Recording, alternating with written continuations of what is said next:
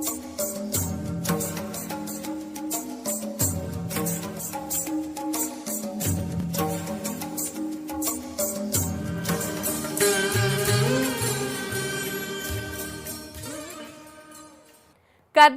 ಸಮಸ್ತ ಜನತೆಗೆ ನಮಸ್ಕಾರ. ಮನುಕುಲದ ಒಳಿತಿಗಾಗಿ ವಿಶೇಷ ನೇರಪ್ರಸಾರ ಕಾರ್ಯಕ್ರಮಕ್ಕೆ ಸ್ವಾಗತ ವೀಕ್ಷಕರೇ. ನಾನು ಸೋನು. ಇವತ್ತು ನಾವು ಮಾತಾಡ್ತಾ ಇರುವಂತಹ ವಿಷಯ ಸರಳ ಕೃಷಿಯಾಗಿದೆ. ಒನ್ಸ್ ಅಗೇನ್ ವೆಲ್ಕಮ್ ಟು ಮನುಕುಲದ ಒಳಿತಿಗಾಗಿ.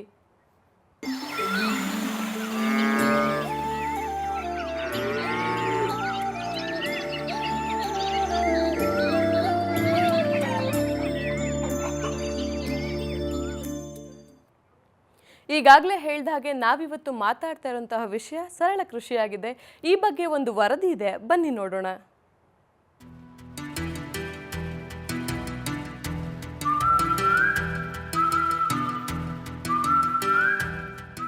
ದೇಶದ ಬೆನ್ನೆಲುಬಾದ ಕೃಷಿಯಲ್ಲಿ ಹಲವಾರು ವಿಧಗಳಿವೆ.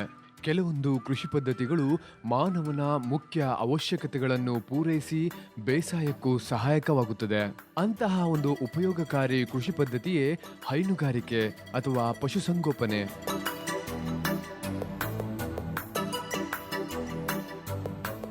ಹೈನುಗಾರಿಕೆ ಅನ್ನೋದು ಸಾವಿರಾರು ವರ್ಷಗಳಿಂದಲೂ ವ್ಯವಸಾಯದ ಒಂದು ಭಾಗವಾಗಿದೆ. ಕೃಷಿ ಚಟುವಟಿಕೆಗಳಿಗೆ ಗೊಬ್ಬರದ ಅವಶ್ಯಕತೆ ಇರುವುದರಿಂದ ರೈತರು ಹಸುಗಳನ್ನು ಸಾಕುತ್ತಿದ್ದರು. ಇದರಿಂದ ವ್ಯವಸಾಯಕ್ಕೆ ಗೊಬ್ಬರ ದೊರೆಯುತ್ತಿದ್ದಲ್ಲದೆ ರೈತನಿಗೆ ಹಸುವಿನ ಹಾಲು ಉತ್ತಮ ಆದಾಯವನ್ನು ನೀಡುತ್ತಿತ್ತು. ಇಂದು ಕೇವಲ ಹಸು ಅಲ್ಲದೆ ಕುರಿ, ಆಡುಗಳ ಹಾಲಿಗೆ ಭಾರಿ ಬೇಡಿಕೆ ಇದೆ. ಅಷ್ಟೇ ಅಲ್ಲದೆ ಮಾಂಸ ಹಾಗೂ ಲೆದರ್ ಇಂಡಸ್ಟ್ರಿಗಳಲ್ಲಿಯೂ ಹೈನುಗಾರಿಕೆ ತನ್ನ ಬೇಡಿಕೆಯನ್ನ ಹೆಚ್ಚಿಸಿಕೊಂಡಿದೆ. ಹೈನುಗಾರಿಕೆಯಲ್ಲೂ ಅನೇಕ ಆಧುನಿಕ ತಂತ್ರಜ್ಞಾನಗಳ ಪರಿಚಯವಾಗಿದ್ದರೂ ರೈತರು ಮಾತ್ರ ಇನ್ನೂ ಸಮಸ್ಯೆಗೆ ಗುರಿಯಾಗುತ್ತಿದ್ದಾರೆ. ರೈತರ ಸಮಸ್ಯೆಗಳಿಗೆ ಮೂಲ ಕಾರಣ ಬೇರೆಯೇ ಇದೆ ಎನ್ನುತ್ತಾರೆ ಡಾಕ್ಟರ್ ಶ್ರೀ ಚಂದ್ರಶೇಖರ್ ಗುರೂಜಿಯವರು.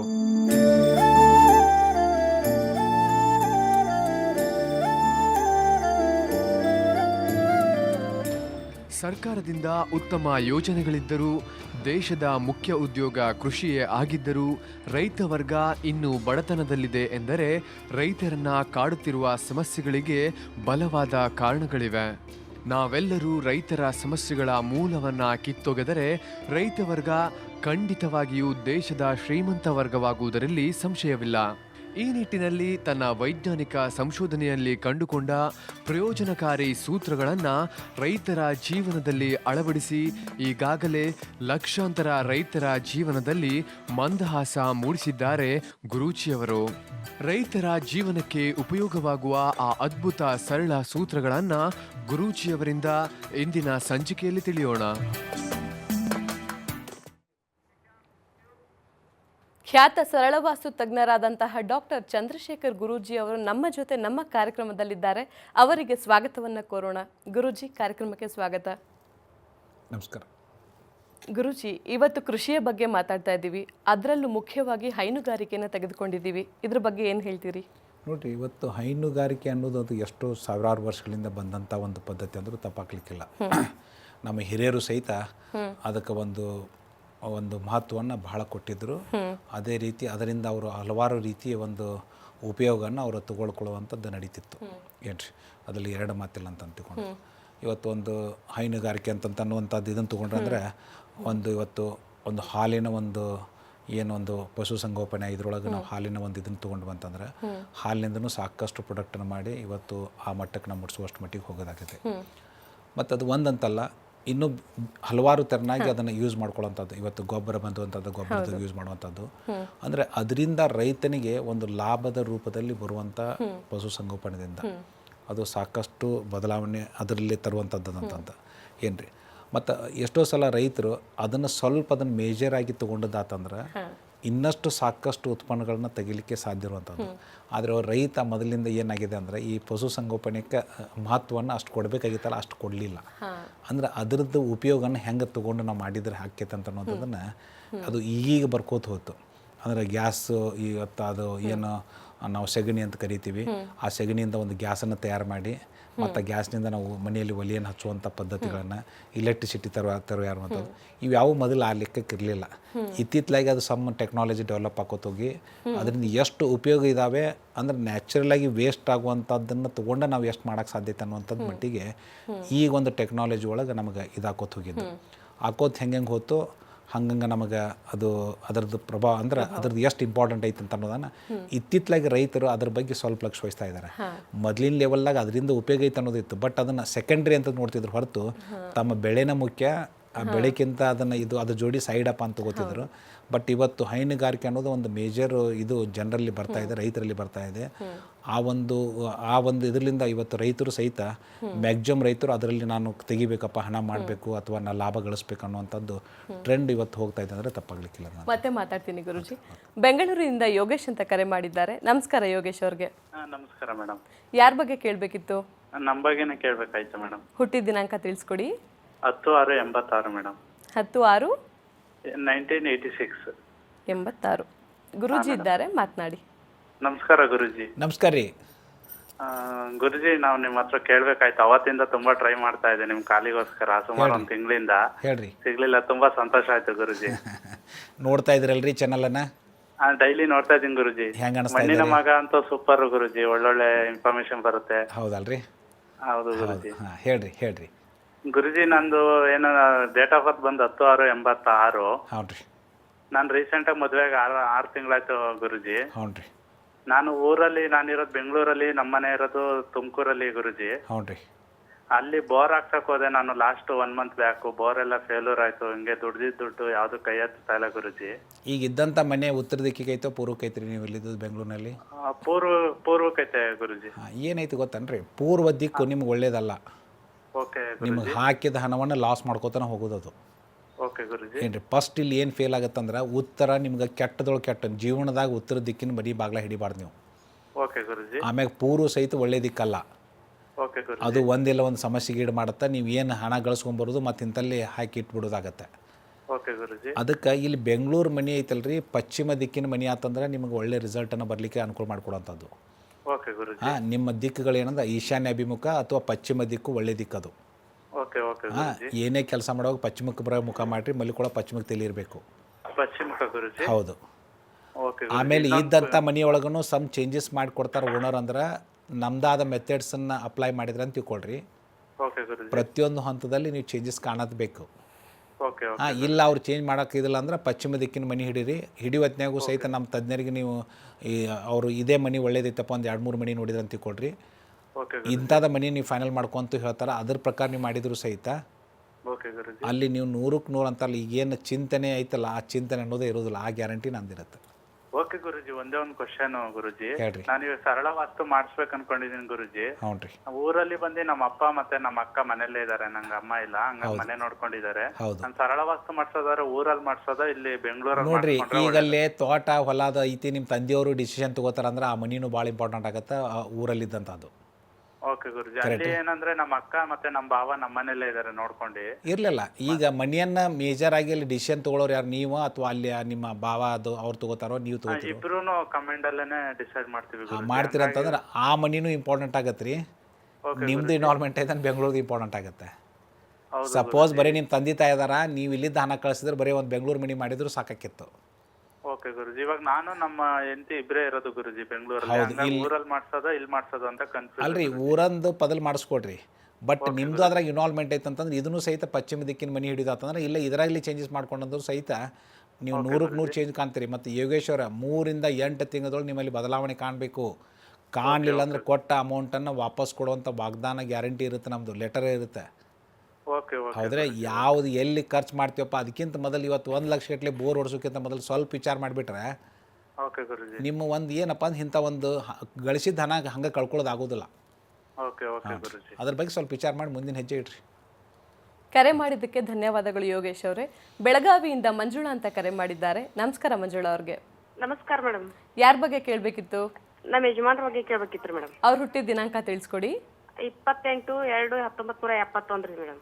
1971. 71. ಗುರುಜಿ ಇದ್ದಾರೆ, ಮಾತನಾಡಿ. ಹೇಳ್ರಿ, ಎದ್ರ ಬಗ್ಗೆ ಕೇಳ್ಬೇಕ್ರಿ? ನಮ್ಮ ಮನೆಯೊಳಗೆ ನಾವೀಗ ಇರೋದು ಗ್ರ್ಯಾಲ್ ಗ್ರಾಮದಲ್ರಿ, ಸ್ವಂತ ಮನೆಯನ್ನ ರೀ. ಹ್ಞೂ ರೀ. ಈಗ ಮನೆಯೊಳಗೆ ಬರೀ ಹಣಕಾಸಿನ ಪ್ರಾಬ್ಲಮ್ ರೀ. ಮುಂದೆ ಒಬ್ರಿಗೊಬ್ರಿಗೆ ನಮಗೆ ಅವ್ರಿಗೆ ಇದಾಗಂಗಿಲ್ರಿ. ಮುಂದೆ ಈಗ ಒಂದು ಮನೆ ಕಟ್ಟಾತವ್ರಿ ಸರ್ ನಾವು ಬಾಗೇವಾಡಿಗೆ. ಹ್ಞೂ ರೀ. ಹಿರೇಬಾಗೇವಾಡಿ ಮನೆ ಹಾಕತ್ತೇವ್ರಿ. ಅದ ಇದು ಆಗೈತೆ, ಫಿನಿಶಿಂಗ್ ಬಂದೈತ್ರಿ. ಅದ ಇನ್ನು ಟೈಲ್ಸ್ ಅದು ಹಾಕೋದೈತ್ರಿ ನಮ್ದ. ಹ್ಞೂ ರೀ. ಅದಕ್ಕೆ ಬರೀ ಒಂದಿಟ್ಟು ಸಮಸ್ಯೆ, ರೊಕ್ಕದ ಹಣದ ಸಮಸ್ಯೆ ಆಗೈತ್ರಿ ಸರ್. ಇಲ್ಲಿ ಇನ್ನೊಂದು ಸಲ ಹೇಳ್ರಿ ಡೇಟ್ ಆಫ್ ಬರ್ತು. 28/2/1971 ರೀ. 71. ಹ್ಞೂ ರೀ. ಇಲ್ಲಿ ಏನು ಬರ್ತಂದ್ರೆ ಈಗ ಉತ್ತರಕ್ಕಿತ್ತಂತ ತಿಳ್ಕೊಳ್ರಿ ಮನೆ. ಅದು ಹ್ಞೂ ರೀ. ಸ್ವಂತ ಮನಿನ ಬಾಡಿಗೆ ಮನೆ ರೀ ಅದು? ಈಗ ನಾವು ಉತ್ತರಕನ ಐತ್ರಿ ಇದು ಮನಿ ರೀ. ಅದು ಉತ್ತರಕ್ಕಿತ್ತಂದ್ರೆ ಅದವ್ರ ನಾವ ಅಲ್ರಿ, ಸ್ವಂತ ಮನಿನೋ ಬಾಡಿಗೆ ಮನಿನ ಅದು? ಸ್ವಂತ ಮನೆ ಸರ್. ಸ್ವಂತ ಮನೆ ಇತ್ತಂದ್ರೆ ಮಂಜುಳಾ ಅವರೇ, ಉತ್ತರ ಐತಲ್ಲ ಎಲ್ಲ ರೀತಿಯನ್ನು ನಿಮ್ಮ ಪ್ರಾಬ್ಲಮ್ಗೆ ಎಡೆ ಮಾಡಿಕೊಡುತ್ತದು. ಹ್ಞೂ ರೀ. ಒಂದು ಹಣಕಾಸಾಗಲಿ, ಮನ್ಯಾಗ ಆರೋಗ್ಯ ಆಗಲಿ, ಒಂದು ರಿಲೇಷನ್ ಕೆಡಿಸೋದಾಗಲಿ, ಹ್ಞೂ ರೀ. ಶಾಂತತೆ ಅನ್ನೋದು ಮನೇಲಿ ಇರಲ್ಲ. ಹ್ಞೂ ರೀ. ಸಾಕಪ್ಪ ಏನೈತಿ ಜೀವನ ಅಂತನೂ ಅನಿಸ್ಕೊಟ್ಟಿರ್ತೈತೆ ಅದು. ಹ್ಞೂ ರೀ ಸರ್. ಏನು ರೀ ಮತ್ತು ಸ್ವಂತ? ಹಾಂ ಹೇಳ್ರಿ. ಈಗ ನಾವು ಕಟ್ಟೋ ಮನೆ ಐತ್ರಲ್ಲ, ಅದು ಪೂರ್ವಕ್ ಬಾಗ್ಲ ಐತ್ರಿ. ಅದು ಬಾಗೇವಾಡಿ ಒಳಗೆ ಪೂರ್ವನು ಚಲೋ ಅಲ್ರಿ? ಏನ್ರಿ? ಪೂರ್ವನು ಒಳ್ಳೇದಲ್ಲ. ಹಾಂ ರೀ. ಮತ್ತೆ ಯಾವ ದಿಕ್ಕು ಒಳ್ಳೇದ್ರಿ ನಮ್ಮ ಯಜಮಾನ್ರಿಗೆ? ಪಶ್ಚಿಮ ದಿಕ್ಕು ಒಳ್ಳೇದ್ರಿ. ಪಶ್ಚಿಮ ರೀ. ಹಾಂ ರೀ. ಏನು ರೀ, ಯಾಕಂದ್ರೆ ಈಗ ಕಟ್ಟಾಕತ್ತಾಗೂ ಈಗ ಸಮ್ ಚೇಂಜಸ್ ಮಾಡ್ಕೊಳಕ್ಕೆ ಸಾಧ್ಯ ಐತ್ರಿ. ಅದನ್ನು ವಿಚಾರ ಮಾಡಿರಿ. ಆಮ್ಯಾಗ ಈಗಿದ್ದಂಥ ಮನೆ ಇಲ್ಲಿ ಎಷ್ಟು ದಿವಸ ಇರ್ತಿಲ್ಲ, ಇನ್ನು ಕೆಲವೇ ದಿನದಲ್ಲಿ ಅದು ಮನೆ ಪೂರಾ ಮುಗೀತೈತಂದ್ರೆ ಅದೊಂದು ಬೇರೆ. ಬಟ್ ಮುಗಿದು ಲೇಟ್ ಇತ್ತಂದ್ರೆ ಈ ಮನೆಯಿಂದನೇ ಇವೆಲ್ಲ ಪ್ರಾಬ್ಲಮ್ ಬರೋದಕ್ಕೆ ಕಾರಣ ಆಗಿರ್ತೈತೆ ಅನ್ನೋದು ನಿಮ್ಗೆ ಗೊತ್ತಿರಲಿ. ಅದು ಕರೆ ಮಾಡಿದ್ದಕ್ಕೆ ಧನ್ಯವಾದಗಳು ಮಂಜುಳಾ ಅವರೇ. ಲೋಕೇಶ್ ಅಂತ ಬೆಂಗಳೂರಿನಿಂದ ಕರೆ ಮಾಡಿದ್ದಾರೆ. ನಮಸ್ಕಾರ ಲೋಕೇಶ್ ಅವ್ರಿಗೆ. ನಮಸ್ಕಾರ ಮೇಡಮ್. ಯಾರ ಬಗ್ಗೆ ಕೇಳಬೇಕಿತ್ತು? ನಮ್ಮ ಬಗ್ಗೆನೇ ಕೇಳಬೇಕಾಗಿತ್ತು ಮೇಡಮ್. ನಿಮ್ಮ ಹುಟ್ಟಿದ ದಿನಾಂಕ ತಿಳಿಸ್ಕೊಡಿ. 17/6/74. 1974. ಹಾಂ, ಗುರೂಜಿ ಇದ್ದಾರೆ, ಮಾತನಾಡಿ. Thank you. ಹೇಳ್ರಿ, ಎದ್ರ ಬಗ್ಗೆ ಕೇಳ್ಬೇಕ್ರಿ ಲೋಕೇಶ್ ಅವರೇ? ಹಾಂ, ನಮಸ್ಕಾರ ಸರ್. ನಮಸ್ಕಾರ ರೀ. ನಿಮ್ಮ ಚಾನಲ್ ತುಂಬ ಚೆನ್ನಾಗಿ ಬರ್ತಾ ಇದೆ ಸರ್. ಚೆನ್ನಾಗಿ ಬರ್ತಾ ಇದೆ, ನೋಡ್ತಾ ಇರ್ತೀರಿ? ತುಂಬ ನೋಡ್ತಾ ಇದೆ. ಇದು ಭಾವಗೀತೆ ಎಲ್ಲ ಆಗ್ತಾ ಇರ್ತೀರ, ತುಂಬ ಚೆನ್ನಾಗಿ ಬರ್ತಾ ಇದೆ. ಚೆನ್ನಾಗಿ ಬರ್ತಾ ಇದೆ ಅಲ್ರಿ? ಹೇಳ್ರಿ ಲೋಕೇಶ್ ಅವ್ರ, ಎದ್ರ ಬಗ್ಗೆ ಕೇಳ್ಬೇಕ್ರಿ? ಇದು ನಮಗೆ ಫೇಸಿಂಗ್ ಯಾವ ಫೇಸ್ ಚೆನ್ನಾಗಿತ್ತು ನೋಡ್ರಿ, ನೈಋತ್ಯ ಅತಿ ಶ್ರೇಷ್ಠವಾದ ದಿಕ್ಕು ನಿಮಗೆ. ನೈಜ ಅಂದ್ರೆ ನೈಋತ್ಯ ಹಾಂ, ಸೌತ್ ವೆಸ್ಟ್ ಅಂತ ಕರೀತಾರೆ ಅದಕ್ಕೆ. South west. ಹಾಂ, ಏನೇ ಕೆಲಸ ಮಾಡೋ ಸೌತ್ ವೆಸ್ಟಿಗೆ ಮುಖ ಮಾಡಿ ಕೆಲಸ ಮಾಡೋದು, ಮಲ್ಕೊಳ್ಳೋ ಸೌತ್ ವೆಸ್ಟಿಗೆ ತಲೆ ಇರಬೇಕು. ಅಥವಾ ಪಶ್ಚಿಮ ದಿಕ್ಕೂ ಒಳ್ಳೆಯದು, ಮುಳುಬಾಗಿಲು ಅಂತ ನಾವು ಕರಿತೀವಲ್ರಿ, ಹಾಂ, ಅದ ಉತ್ತರ ಪೂರ್ವ ಇತ್ತಂದ್ರೆ ಅದು ನಿಮಗೆ ಒಳ್ಳೇದಲ್ಲ. ಇವನ್ ದಕ್ಷಿಣ ಒಳ್ಳೇದಲ್ಲ. ಹಾಂ, ಏನ್ರಿ, ಓಕೆ. ಇದ್ರ ಬಗ್ಗೆ ಸ್ವಲ್ಪ ಲಕ್ಷ ವಹಿಸ್ರಿ. ಇಲ್ಲಾಂದ್ರೆ ಉತ್ತರಕ್ಕೆ ಪೂರ್ವಕ್ಕೆ ಇತ್ತಂದ್ರೆ ಸುಮ್ಮನೆ ಪ್ರಯತ್ನಗೆ ಉಳಿತೈತಿ, ಅಲ್ಲಿ ಫಲಾನು ಸಿಗೋದಿಲ್ಲ, ಸಮಸ್ಯೆಗೆ ಈಡು ಮಾಡುತ್ತದ ಮನೆ. ಕರೆ ಮಾಡಿದ್ದಕ್ಕೆ ಧನ್ಯವಾದಗಳು ಲೋಕೇಶ್ ಅವರೇ. ಗುರೂಜಿ, ಪಶುಸಂಗೋಪನೆಯ ಮಹತ್ವ ಅಂತ ತಿಳಿಸ್ಕೊಡಿ. ಇದು ಇವತ್ತು ಏನೈತಂತಂದರೆ ಹಲವಾರು ರೀತಿ ಅದರದ್ದು ಉಪಯೋಗನ ತೆಗೆದುಕೊಳ್ಳಿಕ್ಕೆ ಬಹಳ ಜನ ಅದರ ಹಿಂದೆ ಇದ್ದಾರೆ. ಇವತ್ತು ಸಣ್ಣ ಪ್ರಮಾಣ ಆಗಲಿ ದೊಡ್ಡ ಪ್ರಮಾಣ ಡೈರಿ ಅಂತಲೂ ಮಾಡ್ಕೊಂಡಿರ್ತಾರೆ. ಅಂದರೆ ಏನು ರೀ, ಆ ಪಶು ಸಂಗೋಪನೆಯಿಂದ ಒಂದು ರೀತಿ ಅಂತಲ್ಲ, ಆ ಬೈ ಪ್ರಾಡಕ್ಟ್ ಅನ್ನೋಷ್ಟು ಮಟ್ಟಿಗೆ ಹೋಗಿ ಇವತ್ತೊಂದು ಡೈರಿ ಮಾಡಿಕೊಂಡು ಡೈರಿಯಿಂದನೂ ಸಾಕಷ್ಟು ಪ್ರಾಡಕ್ಟ್ನ ತೆಗಿಯಾಕತ್ತರು. ಮತ್ತು ಅಷ್ಟೇ ಇವತ್ತದು ಅದಕ್ಕೆ ಗೌರ್ಮೆಂಟ್ದಿಂದ ಅಷ್ಟೇ ಸ್ಕೋಪು ಸಾಕಷ್ಟಿದೆ. ಮತ್ತು ಅದರಲ್ಲಿ ರಿಯಲಿ ವರ್ಕ್ ಆತಂತಂದರೆ ಅವ್ರು ಸಾಕಷ್ಟು ಲಾಭವನ್ನು ಪಡೀಲಿಕ್ಕೆ ಇದರಲ್ಲಿ ಚಾನ್ಸ್ ಇದೆ ಅಂತ ಎರಡು ಮಾತಿದಂಥದ್ದು. ಮತ್ತು ಅಷ್ಟು ಒಂದೇ ಅಲ್ಲ, ಆ ಪಶು ಸಂಗೋಪನೆ ಇರೋದ್ರಿಂದ ಅದರಿಂದ ಯೂಸ್ ಆಗುವಂಥ ಏನು ಇವತ್ತು ನಾವು ಸಾವಳಿ ಅಂತ ತಿಳ್ಕೊಂಡು ನಾವು ಏನು ಮಾತಾಡ್ತೀವಿ, ಇವತ್ತು ಫರ್ಟಿಲೈಸರ್ ಹಾಕಿ ಅದನ್ನೆಲ್ಲ ಭೂಮಿನ ನಾವು ನಾಶ ಮಾಡಕ್ಕೆ ನಿಂತಿದ್ದೀವಿ. ಇವತ್ತು ಆ ಟ್ರೆಂಡು ನಮ್ಮಲ್ಲಿ ಬರ್ತಾ ಇದೆ. ಏನ್ರಿ, ಇದನ್ನ ಉಪಯೋಗ ಮಾಡಿಕೊಂಡು ನಾವು ಗೊಬ್ಬರ ರೆಡಿ ಮಾಡ್ಕೋಬೇಕು, ನಾವು ಹೊರಗಿಂದ ತರಬಾರ್ದು, ಕೆಮಿಕಲ್ ಮಿಸ್ಕಿದ್ದು. ಅದು ಒಂದು ರೀತಿ ಅಲ್ಲ, ಹಲವಾರು ರೀತಿ ನಮ್ಮ ಭೂಮಿ ಮೇಲೆ ಇಫೆಕ್ಟ್ ಬಿಡುತ್ತೆ ಅಂತ ಅನ್ನೋದು ಎಲ್ಲ ಮೈಂಡ್ನಲ್ಲಿ ಬರ್ತಾ ಇದೆ. ಬರೋದ್ರ ಜೊತೆ ಅದನ್ನು ಅವರು ಈಗ ಇದನ್ನು ಸಹಿತ ಅವರು ಅಡಾಪ್ಟ್ ಮಾಡ್ಕೊಂಡು ಸೆಟ್ ಮಾಡ್ಕೊತಾ ಇದ್ದಾರೆ. ಮತ್ತು ಎಷ್ಟೋ ಸಲ ಈ ಎಲೆಕ್ಟ್ರಿಸಿಟಿ ಆಗಲಿ, ಗೊಬ್ಬರದ ಗ್ಯಾಸ್ ಆಗಲಿ, ಅದನ್ನು ಸಹಿತ ಉಪಯೋಗ ಮಾಡ್ಕೊಳ್ಳೋಷ್ಟು ಮಟ್ಟಿಗೆ ಪ್ರತಿಯೊಂದು ಆ್ಯಂಗಲ್ನಲ್ಲಿ ರೈತರು ಇವತ್ತು ಆ ಒಂದು ದಿಶೆಯಲ್ಲಿ ಪ್ರಯತ್ನವನ್ನು ಮಾಡ್ತಾ ಇದ್ದಾರೆ. ಮತ್ತು ಇದು ಒಂದು ಏನಂತ ಡೆವಲಪ್ಮೆಂಟ್ ವೈಸ್ ನೋಡೋಕೆ ನಿಂತರೆ ಇದು ಒಂದು ಒಳ್ಳೆಯ ಒಂದು ಇದು ಏನು ಬೆಳವಣಿಗೆ ಅಂತ ಅನ್ನೋದು. ಮತ್ತು ಈ ಒಂದು ಪಶುಸಂಗೋಪನೆ ಬಗ್ಗೆ ನಾವು ಇನ್ನಷ್ಟು ಹೆಚ್ಚಿನ ಮಹತ್ವವನ್ನು ಕೊಟ್ಟಿವಂದರೆ ಅಲ್ಲಿ ಬೆಳೆದು ಒಂದು ಏನೋ ನಮ್ಗೆ ಸ್ವಲ್ಪ ಹೆಚ್ಚು ಕಡಿಮೆ ಆದರೂ ಸಹಿತ ಇನ್ನೊಂದು ವೇದಾಗ ಅವ ರೈತ ಬದುಕಲಿಕ್ಕೆ ಸಾಧ್ಯ ಆಗುತ್ತೆ. ಇಲ್ಲಾಂದ್ರೆ ಇದು ಇಲ್ಲಪ್ಪ ಅದನ್ನೂ ಇಲ್ಲ ಅಂತಂದಾಗ ಅಂದ್ರೆ ಏನು ಅದೇ ಜಾಗದಲ್ಲಿ ಅವ್ನು ಏನು ಮಾಡ್ಕೊಳಕ್ಕೂ ಸಾಧ್ಯ ಐತಿ. ಅವ್ನೇನು ಇರುವಂಥ ಜಾಗದಲ್ಲಿ ತೋಟದಲ್ಲಿ ಆಗಲಿ ಹೊಲದಲ್ಲಿ ಆಗಲಿ ಇವನ್ನೆಲ್ಲ ಅಲ್ಲಿ ಮಾಡ್ಕೊಳಕ್ಕೆ ಸಾಧ್ಯ ಐತಿ. ಇದಕ್ಕೇನಪ್ಪ ಎಕ್ಸ್ಟ್ರಾ ಜಾಗ ಬೇಕು, ದೊಡ್ಡ ಜಾಗ ಬೇಕು ಅನ್ನೋಂಥದ್ದಲ್ಲ.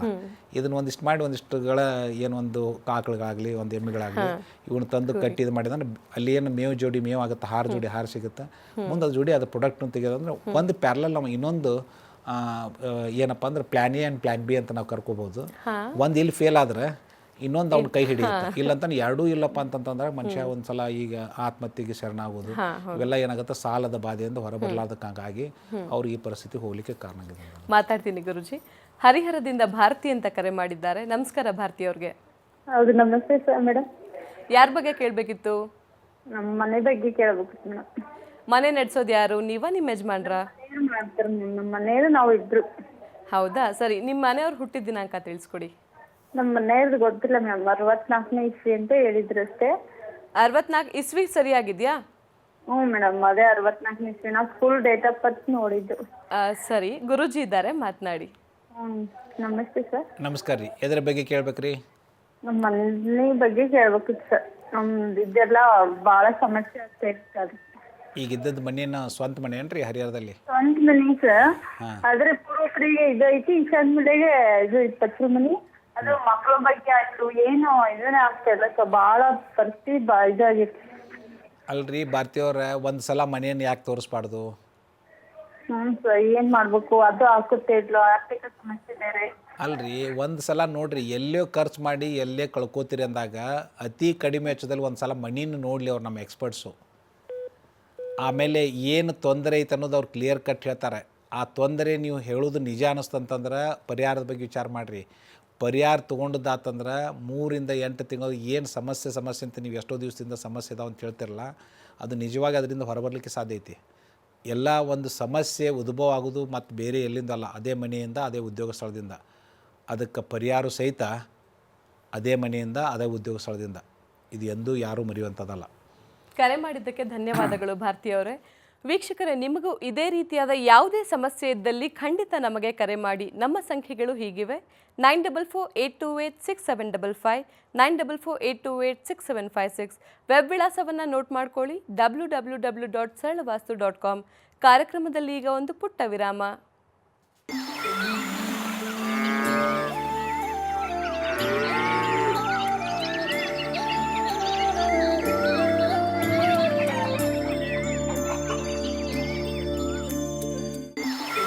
ನಿಮ್ಮ ಸಮಸ್ಯೆ ಏನೇ ಇರಲಿ, ನೀವು ಬಯಸಿದಲ್ಲಿ ನಮ್ಮ ವಾಸ್ತುತಜ್ಞರು ನಿಮ್ಮ ಮನೆಗೆ ಭೇಟಿ ನೀಡಿ ನೀವು ಅನುಭವಿಸುತ್ತಿರುವ ಸಮಸ್ಯೆಗಳನ್ನು ನಿಮಗೆ ಕೂಲಂಕಷವಾಗಿ ವಿವರಿಸುತ್ತಾರೆ. ಅದಕ್ಕೆ ತಗುಲುವ ವೆಚ್ಚ ಕೇವಲ 500 ರೂಪಾಯಿ. ಅವರು ಹೇಳಿದ್ದು ನಿಜ ಅನ್ನಿಸಿದಲ್ಲಿ ನೀವು ನಮ್ಮ ಸರಳ ವಾಸ್ತು ಪರಿಹಾರಗಳನ್ನು ಅಳವಡಿಸಿಕೊಳ್ಳಬಹುದು. ಪರಿಹಾರಕ್ಕೆ ತಗುಲುವ ವೆಚ್ಚದ ಬಗ್ಗೆ ತಜ್ಞರೇ ತಿಳಿಸುತ್ತಾರೆ. ಸರಳ ವಾಸ್ತು ಸೇವೆಗಾಗಿ ಸಂಪರ್ಕಿಸಿ. ದೂರವಾಣಿ ಸಂಖ್ಯೆ 9448286755 ಅಥವಾ 9448286756. ವೆಬ್ ವಿಳಾಸ www.saralavastu.com.